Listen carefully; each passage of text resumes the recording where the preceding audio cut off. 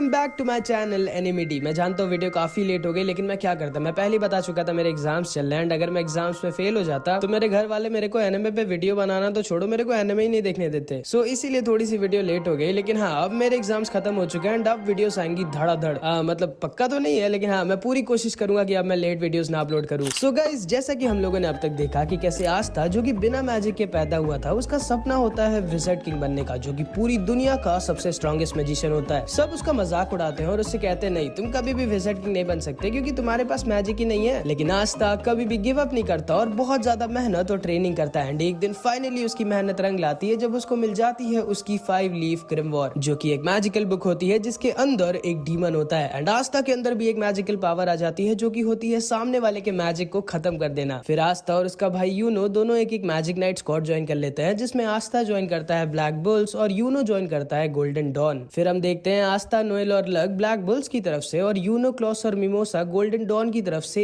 एक साथ एक मिशन पे एक डंजन को एक्सप्लोर करने जाते हैं, जहाँ पे कुछ डायमंड किंगडम्स के भी मैजिशियंस आ जाते हैं। लक सबको अकेले हरा देता है, लेकिन आखिरी में लोटस इसको धोखे से पकड़ लेता है एंड इसको जान से मारने वाला होता है। एंड इधर मिमोसा को मार्स बहुत ज्यादा इंजर्ड कर देता है और क्लॉस और यूनो इससे मिलकर साथ में लड़ रहे होते हैं। एंड आस्था और नोएल भी ट्रेजर की तरफ भाग रहे होते हैं। यूनो कभी तो मेरी बात माना करो यार, मैं तुम्हारा सीनियर हूँ, जाओ यहाँ से मिमोसा को लेके और बैकअप लेके आओ। हम इस ट्रेजर को डायमंड किंगडम के हाथों नहीं लगने दे सकते। नहीं, मैं पहले ही बोल चुका हूँ कि मैं आपको यहाँ पे अकेला छोड़ के नहीं जाऊंगा। हम लोग साथ में मिलकर इससे लड़ेंगे एंड इसको हराएंगे। एंड तभी मार्स इन दोनों पर दोबारा से अटैक कर देता है। इधर हम देखते हैं लोटस ने लक को बुरी तरह से पकड़ लिया होता है और लक को सांस लेने में भी दिक्कत हो रही होती है। तभी हम लक का बचपन देखते हैं। लक भी एक मिडिल क्लास फैमिली में पैदा हुआ था एंड सारे लोग उसको पागल बोलते थे क्योंकि वो हमेशा हंसता रहता था, जिसपे उसकी मम्मी एक दिन उसको बहुत ज्यादा मारती है। आखिर क्यों एक पागल मेरे घर पे पैदा हुआ? तुम हमेशा हंसते क्यों रहते हो? तुम्हारी दिक्कत क्या है? आखिर मेरी ही किस्मत इतनी खराब क्यों थी? एंड इन सबको सुनकर लक अंदर से बहुत ज्यादा दुखी हो जाता है, लेकिन वो फिर भी स्माइल कर रहा होता है। एंड फिर एक दिन लक एक नोबल फैमिली के बच्चे को फाइट में हरा देता है। किसी को भी यकीन नहीं होता कि लक, जो कि एक कॉमन फैमिली का है, उसने एक नोबल फैमिली के बच्चे को कैसे हरा दिया, क्योंकि लक ऐसा पहला कॉमनर था जिसने किसी नोबल फैमिली के बच्चे को हराया था। एंड जिंदगी में पहली बार उसकी मम्मी उसकी तारीफ करती है और उसे प्यार करती है। लक, तुम कोई नॉर्मल बच्चे नहीं हो, तुम स्पेशल हो और शायद तुम ही मेरी किस्मत को दोबारा से बदलोगे। याद रखना लक, इस दुनिया में हमारा कोई भी नहीं है। वादा करो कि तुम ऐसे ही लड़ते रहोगे और कभी नहीं हारोगे। वादा करो कि तुम तब तक नहीं हारोगे जब तक तुम मर नहीं जाते। वादा करो लक। एंड लक अपनी मम्मी से वादा कर देता है कि अब वो कभी भी नहीं हारेगा और बहुत लड़ाई कर कर बहुत स्ट्रांग बनेगा। एंड फिर एक दिन लक की मम्मी भी खत्म हो जाती है एंड सारे आसपास के लोग कह रहे होते हैं चलो अच्छा ये पागल औरत खत्म हो गई, उसके बच्चे को तो देखो वो भी उसकी तरह पागल ही है। उसकी मम्मी खत्म हो गई लेकिन अभी भी वो हंस रहा है। सब लोग दूर रहना उससे, क्योंकि किसी को भी ये नहीं पता होता कि अंदर से लक कितना ज्यादा दुखी होता है, लेकिन कोई भी आगे बढ़कर लक की मदद करने नहीं आता। एंड लक उसी समय समझ जाता है कि उसकी मम्मी ने बिल्कुल सही कहा था, इस दुनिया में उसका कोई भी नहीं है, वो अकेला है। एंड लक उसी दिन डिसाइड करता है कि अब से सिर्फ वो वही करेगा जो उसकी मम्मी ने उससे कहा था, लड़ाई, और वो तब तक लड़ेगा जब तक वो मर नहीं जाता। एंड तब से आज तक लक एक भी बैटल में नहीं हारा है एंड इसीलिए उसे लड़ना इतना ज्यादा पसंद है, क्योंकि वही एक चीज थी जिसके लिए उसकी मम्मी ने उसकी तारीफ की थी। लक लोटस के मैजिक की वजह से सांस भी नहीं ले पा रहा होता। ठीक है बच्चे, टाइम आ गया है तुम्हारा मरने का। नहीं, मैं हार नहीं सकता। मेरी मम्मी ने कहा था कभी हारना मत, लेकिन एक मिनट, उन्होंने ये भी तो कहा था कि मुझे तब तक नहीं हारना है जब तक मैं मर ना जाऊं, और मैं अब इसके मैजिक से बाहर नहीं निकल सकता। शायद अब मुझे मर ही जाना चाहिए। एंड लक गिव अप कर देता है और तैयार हो जाता है मरने के लिए। ठीक है बच्चे, अब सो जाओ हमेशा के लिए। लेकिन तभी वहाँ पर हमारा आस्था आ जाता है अपनी मैजिकल तलवार को लेके एंड लोटस के मैजिक को बीच से काट कर खत्म कर देता है एंड लक को बचा लेता है। हाँ, इस लड़के ने अपनी तलवार से मेरा मैजिक खत्म कर दिया, ये कैसा मैजिक है? आस्था लोटस से बोलता है ओए तुम्हारी हिम्मत कैसे हुई मेरे सेनपाई को छूने की? एंड इधर यूनो भी मार्स के सामने अपनी ग्रिमवॉर निकाल लेता है एंड आस्था और यूनो दोनों तैयार हो जाते हैं एक बहुत ही खतरनाक बैटल लड़ने के लिए। लक को समझ में नहीं आ रहा होता कि आखिर आस्था ने उसे क्यों बचाया एंड वो अभी भी स्माइल कर रहा होता है। आखिर तुम्हारी दिक्कत क्या है बच्चे? तुम अभी भी हंस क्यों रहे हो? कहीं तुम्हें ये तो नहीं लग रहा कि तुम्हारे दोस्त तुम्हें बचा लेंगे? और अगर तुम्हें ऐसा लग रहा है तो ये तुम्हारी गलत फहमी है। लक आस्था और नोएल से कहता है तुम दोनों यहीं रुको, मैं इसको अकेला मारूंगा। मेरी मम्मी ने मुझसे कहा था मेरे को तब तक लड़ना है जब तक मैं मर नहीं जाता। एंड लक लोटस के ऊपर दोबारा से अटैक कर देता है, लेकिन लोटस उसके अटैक को डॉज करके उसके ऊपर अटैक कर देता है एंड लोटस का अटैक लक को लगने वाला होता है, लेकिन एक बार फिर से आस्था लक को बचा लेता है और आस्था लक से बोलता है नहीं, मैं आपको मरने नहीं दूंगा लक सेनपाई। लक सोचता है कि आखिर ये क्यों मुझे बचाना चाहता है, मैं आखिर हूँ क्या इसका? मेरी मम्मी ने तो कहा था कि इस दुनिया में मेरा कोई भी नहीं है। एंड तब आस्था लक से बोलता है, माफ करना लक सेनपाई, लेकिन मैं आपको मरने नहीं दे सकता क्योंकि आप मेरी फैमिली का एक हिस्सा हैं। एंड उसी समय लक की आंखें खुल जाती हैं और वो समझ जाता है कि नहीं, अब वो अकेला नहीं है, उसके पास अब एक पूरी फैमिली है जो उससे प्यार करती है एंड उसको प्रोटेक्ट करती है। एंड लक आस्था से कहता है, तुम शायद सही कह रहे हो आस्था, साथ में लड़ने में शायद ज्यादा मजा आएगा, चलो मिलकर हम लोग इसकी बैंड बजाते हैं। एंड आस्था, नोएल और लक तैयार हो जाते हैं लोटस को हराने के लिए। इधर हम देखते हैं यूनो अपनी पूरी जान लगाकर मार्स के साथ लड़ाई कर रहा होता है, लेकिन मैंने तो पहले ही बताया था कि मार्स बहुत ज्यादा स्ट्रांग है। यूनो को समझ में नहीं आ रहा होता कि आखिर वो कैसे मार्स को हराए। और इधर लोटस ने अपने मैजिक से इन तीनों को घेर लिया होता है। जैसे ही आस्था उसके मैजिक को काटता है, दोबारा से लोटस का मैजिक आकर उन लोगों को घेर लेता है। लक सोचता है कि आखिर हम लोग कैसे हराए इसको, इसके स्मोक के अंदर हम लोग इसको देख नहीं सकते और ये बहुत ज्यादा फास्ट है और ये हम लोगों को हमारी मैजिक पावर की वजह से सेंस कर पा रहा है और हम लोगों में सिर्फ मैं ही इसको सेंस कर पा रहा हूँ। लेकिन तभी लक को याद आता है कि अरे हाँ, आस्था के पास तो मैजिकल पावर है ही नहीं, तो लोटस आस्था को सेंस नहीं कर सकता। एंड लक इन दोनों से कहता है, मेरे पास एक प्लान है। नोएल आस्था को अपने मैजिक से हवा में भेजती है एंड लक अपने मैजिक से लोटस पर अटैक करता है और लोटस को आस्था की तरफ जाने के लिए मजबूर कर देता है। एंड आस्था के पास तो मैजिक है ही नहीं, तो लोटस आस्था को सेंस नहीं कर पाता एंड इसीलिए आस्था उसके पास पहुंच जाता है एंड अपनी तलवार से लोटस के ऊपर अटैक कर देता है। एंड लोटस अपने स्मोक प्रिजन से निकलकर दूर जाकर गिर जाता है। एंड इधर हम देखते हैं यूनो की हालत बहुत ज्यादा खराब हो चुकी होती है। सामने से हटो मेरे, तुम सब मुझे नहीं हरा सकते। एंड लोटस इधर समझ जाता है कि नहीं, वो आस्था के रहते इन लोगों को नहीं हरा सकता। एंड तभी वो अपने मैजिक से एक स्मोक कार बनाकर वहाँ से भागने लगता है। भाई साहब, आखिर क्या क्या कर सकता है अपने मैजिक से। लक उसके पीछे भागता है, लेकिन लक को चकमा देके लोटस वहाँ से निकल जाता है। चलो अच्छा है वो भाग गया, अब हमें क्या करना चाहिए। यार वो भाग गया, मेरे को उसको जान से मारना था, लेकिन चलो कोई नहीं, चलो हम लोग मिलके अब ट्रेजर ढूंढते हैं। लेकिन तभी लक मार्स के मैजिक पावर को सेंस कर लेता है। एक मिनट, यहाँ पे अभी आसपास कोई और भी है जिसके पास बहुत ज्यादा स्ट्रॉन्ग मैजिकल पावर है, चलो हम लोग साथ में चलते हैं उसके साथ लड़ने और उसको हराने। एंड इधर हम देखते हैं मिमोसा बहुत ज्यादा हर्ट होती है और धीरे धीरे हील हो रही होती है और यूनो अपनी पूरी जान लगाकर मार्स के साथ लड़ाई कर रहा होता है। लेकिन मार्स बहुत ज्यादा स्ट्रॉन्ग होता है और उसकी और यूनो की फाइट में मार्स यूनो पर भारी पड़ रहा होता है। एंड देखकर लग भी नहीं रहा होता कि मार्स जरा सा भी थका हुआ है। क्लॉस समझ जाता है कि ये लड़का कोई नॉर्मल ह्यूमन नहीं है, ये वो है जिसके ऊपर डायमंड किंगडम ने एक एक्सपेरिमेंट कर इसको स्ट्रॉन्ग बनाया था, जिसमें इसके साथ और भी कई बच्चों पर एक्सपेरिमेंट किया गया था और उसके बाद उन सबको आपस में लड़ाया गया था। एंड आखिरी में सिर्फ एक बच्चा जिंदा बचा था जो कि था मार्स। क्लॉस को अंदर से बहुत बुरा भी लग रहा होता है क्योंकि एक नोबल फैमिली का होने के बाद भी यूनो जो कि एक कॉमनर है वो उसको प्रोटेक्ट कर रहा है। एंड क्लॉस गुस्से से अपनी पूरी जान लगाकर मार्स के ऊपर अटैक कर देता है, लेकिन मार्स अपने डायमंड शैडो क्लोन से खुद को बचा लेता है एंड वो क्लॉस के ऊपर अपने डायमंड क्लोन से अटैक कर देता है और यूनो के ऊपर अपनी डायमंड स्वॉर्ड से। यूनो बहुत ज्यादा इंजर्ड होता है, लेकिन किसी तरह वो अपने आप को बचा रहा होता है और बार बार मार्स के ऊपर अटैक कर रहा होता है, लेकिन मार्स को वो हिला भी नहीं पा रहा होता और मार्स को कुछ भी फर्क नहीं पड़ रहा होता यूनो के अटैक से। मार्स यूनो से बोलता है, तुम्हें समझ में नहीं आ रहा क्या, तुम मुझे नहीं हरा सकते, गिव अप कर दो। एंड तभी यूनो को अपने पास्ट की याद आ जाती है जब वो और आस्था आपस में ट्रेनिंग किया करते थे। एंड तब यूनो अपने मैजिक से आस्था को आसानी से बार बार हरा दिया करता था। तुम्हें समझ में नहीं आ रहा क्या आस्था, तुम मुझे नहीं हरा सकते, गिव अप कर दो। नहीं, मैं कभी भी गिव अप नहीं करूंगा, ये फाइट तब तक नहीं खत्म होगी जब तक मैं जीत नहीं जाता। एंड आस्था की तरह यूनो भी गिव अप करने वाला नहीं था क्योंकि आखिरी में वो है तो उसका भाई ही। एंड वो फिर से मार्स के ऊपर अटैक करने लगता है एंड मार्स डिसाइड करता है कि अब वो इस फाइट को खत्म कर देगा एंड वो अपनी डायमंड स्वॉर्ड से यूनो के ऊपर एक फाइनल अटैक कर देता है। यूनो अपने मैजिक से उसके स्वॉर्ड को रोकने की कोशिश करता है, लेकिन उसकी स्वॉर्ड तो डायमंड की थी तो वो उसे रोक नहीं पाता और मार्स की स्वॉर्ड यूनो की तरफ आगे बढ़ जाती है। क्लॉस बोलता है, नहीं यूनो।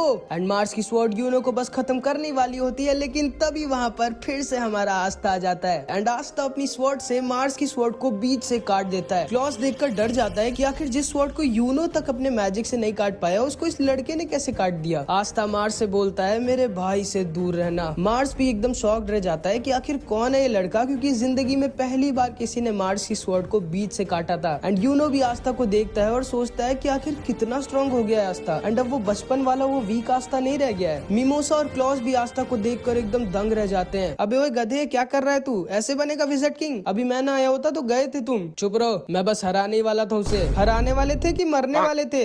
देख लेना, इसको तो मैं ही हराऊंगा। तो ठीक है चलो फिर आओ देख लेते हैं कि हम दोनों में से पहले इसको कौन हराता है। क्लॉस सोच रहा होता है कि आखिर ये कैसे हो सकता है, एक ब्लैक बुल्स का मेंबर, वो भी जिसके पास मैजिक नहीं है, वो सोच भी कैसे सकता है कि वो मार्स जैसे स्ट्रॉन्ग मैजिशियन को हरा सकता है। आखिर कौन है ये लड़का। एंड तभी मार्स का एक शैडो क्लोन क्लॉस के ऊपर अटैक करने वाला होता है, लेकिन तभी लक उससे आकर बचा लेता है और उसके क्लोन को एक ही बार में हरा देता है। हाँ, ये तो लक है जो आज तक एक भी बैटल नहीं आ रहा। यही है क्या वो तीसरा ब्लैक बुल्स का मेंबर जो आस्था और नोएल को अकेला छोड़कर भाग गया था? नहीं, ये भाग नहीं सकता। मुझे शायद कुछ गलत फहमी हुई थी, लेकिन ये क्या हो रहा है? ये कैसे हो रहा है? ब्लैक बुल्स जैसी बेकार स्क्वाड गोल्डन डॉन की मदद कैसे कर सकती है? एंड इधर नोएल भी मिमोसा से आके कहती है, तुम ठीक तो हो ना? हाँ, मैं भी शायद तुम सही कह रही थी, मैं वीक हूँ। हाँ, तुम वीक हो, लेकिन चिंता मत करो, मेरे रहते अब तुम्हें कोई यहाँ छू भी नहीं सकता। एंड इधर हम देखते हैं आस्था अकेले मार्स से भिड़ जाता है। एंड मार्स होता तो बहुत स्ट्रॉन्ग है, लेकिन आस्था के एंटी मैजिक के सामने वो थोड़ा सा कमजोर पड़ने लगता है। मार्स फिर से अपने ढेर सारे क्लोन्स बना देता है, लेकिन यूनो और लक उसके सारी क्लोन्स को संभाल लेते हैं। मार्स आस्था के ऊपर फिर से अपनी स्वॉर्ड से अटैक करता है, लेकिन आस्था की स्वॉर्ड के सामने उसकी स्वॉर्ड थोड़ी ना टिकेगी। एंड आस्था उसकी स्वॉर्ड को बीच से काट कर हवा में उड़ता है एंड मार्स के ऊपर अपनी स्वॉर्ड से अटैक कर देता है एंड उसको दूर फेंक देता है। एंड जिंदगी में पहली बार मार्स हार रहा होता है एंड मार्स जाकर बगल के पानी के अंदर गिर जाता है। सारे लोग आस्था की पावर को देखकर एकदम शॉक्ड रह जाते हैं, खास करके क्लॉस। आखिर ये लड़का जो कि एक कॉमनर है वो इतना स्ट्रॉन्ग कैसे है? ये क्या हो रहा है? क्या हुआ क्लॉस? अब तुम्हें पता चला आस्था कोई ऐसा वैसा लड़का नहीं है। आस्था के पास जो स्वॉर्ड है वो एंटी मैजिक स्वॉर्ड है, जिससे वो सामने वाले के मैजिक को खत्म कर सकता है। क्या इतनी रेयर मैजिकल पावर एक कॉमनर के पास? लगता है इस बच्चे की किस्मत बहुत अच्छी होगी। तुम्हें आस्था के बारे में पता नहीं है क्लॉस, इसीलिए तुम्हें लग रहा है कि आस्था अपनी किस्मत की वजह से स्ट्रॉन्ग है। लेकिन तभी मार्स अचानक से आस्था के ऊपर अपना स्ट्रॉन्गेस्ट अटैक यूज कर देता है, जिससे वो आस्था को बहुत ज्यादा इंजर्ड कर देता है। आखिर हो कौन तुम? आस्था बहुत ज्यादा इंजर्ड हो जाता है और उसके पूरे कपड़े फट गए होते हैं। एंड आस्था मार्स से बोलता है, मेरा नाम है आस्था और मैं वो हूँ जो एक दिन बनेगा विज़र्ड किंग। एंड क्लॉस आस्था की बॉडी को देखकर एकदम डर जाता है। एक मिनट, ये बॉडी किस्मत से नहीं बन सकती। इस लड़के ने तो सच में बहुत ज्यादा मेहनत करी है। क्या ये सच में एक दिन विज़र्ड किंग बन जाएगा? एक कॉमनर? मेरे सामने से हट जाओ,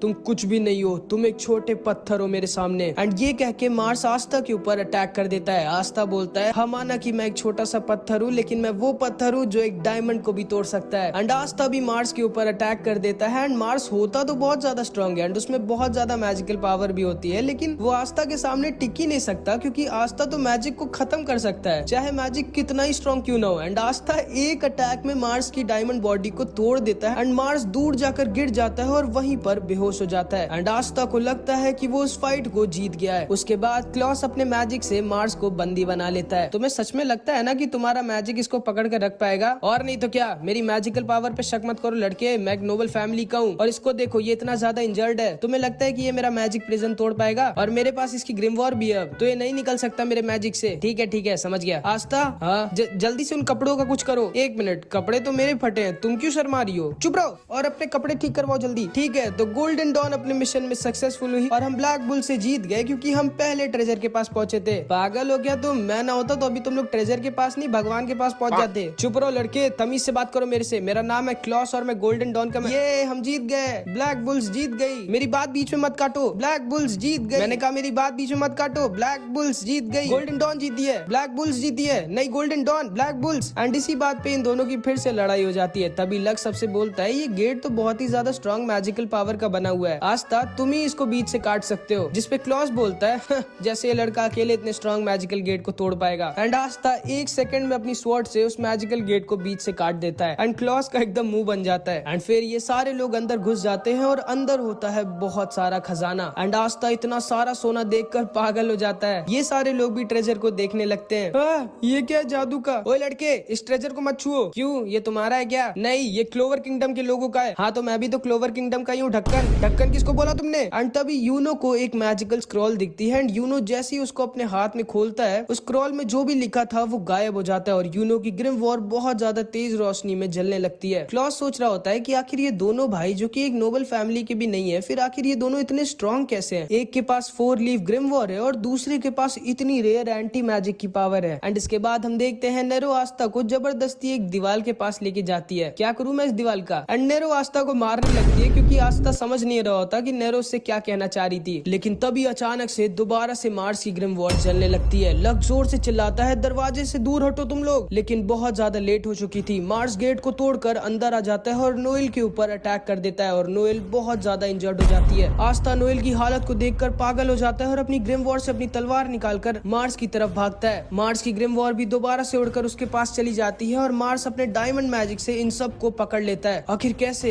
ये तो इतना ज्यादा इंजर्ड था, फिर ये होश में कैसे आ गया? एंड तभी क्लॉस देखकर शॉक्ड रह जाता है, क्योंकि मार्स के पास फायर हीलिंग मैजिक होता है, जिससे वो मिमोसा की तरह अपने आप को हील कर सकता था। नहीं, ये नहीं हो सकता। सकता, ये तो इम्पॉसिबल है। एक आदमी के पास एक ही मैजिकल पावर हो सकती है, फिर इसके पास दो दो मैजिकल पावर कैसे है? एंड आस्ता बहुत ज्यादा गुस्से में मार्स की तरफ अपनी तलवार लेकर भागता है। मैं समझ चुका हूँ कि तुम्हारी मैजिकल पावर क्या है, तुम किसी के भी मैजिक को अपनी तलवार से खत्म कर सकते हो, लेकिन क्या तुम अपनी इतनी बड़ी तलवार से इन सारे सुपर फास्ट मैजिक अटैक्स को रोक सकते हो? एंड मार्स आस्ता के ऊपर डायमंड ब्लेड से अटैक कर देता है। एंड क्योंकि आस्ता की तलवार बहुत ज्यादा बड़ी होती है तो उसे अपनी तलवार से मार्स के सारे अटैक्स को रोकने में दिक्कत होती है। एंड तभी मार्स आस्ता के ऊपर एक बहुत ज्यादा स्ट्रॉन्ग अटैक कर देता है। एंड आस्ता उसी दीवार से जाकर टकरा जाता है जिसे नेरो उसे दिखा रही थी। एंड आस्ता वहीं पर बेहोश हो जाता है। लक, यूनो और क्लॉस को मार्स अपने मैजिक से पकड़ लिया होता है जिससे वो निकल नहीं पा रहे होते। एंड मिमोसा नोएल को हील कर रही होती है और नोएल की हालत बहुत ज्यादा खराब होती है। एंड अगर उसको जल्दी हील नहीं किया गया तो नोएल खत्म हो जाएगी। एंड मार्स बोलता है, नहीं, मैं तुम्हारी दोस्त को तुम्हें बचाने नहीं दूंगा, तुम सब वीक हो, तुम सबको मैं मार डालूंगा। एंड मार्स मिमोसा और नोएल की तरफ आगे बढ़ता है उन्हें खत्म करने। अब आस्ता तो बेहोश हो चुका था और ये तीनों भी हिल नहीं पा रहे होते। अब कौन नोएल को मार्स से बचाएगा ये हम नेक्स्ट पार्ट में देखेंगे। इस पार्ट में इतना ही। एंड नेक्स्ट पार्ट में तब अपलोड करूंगा जब इस वीडियो पे 300 कमेंट्स आ जाएंगे, तो कुछ भी कमेंट जरूर से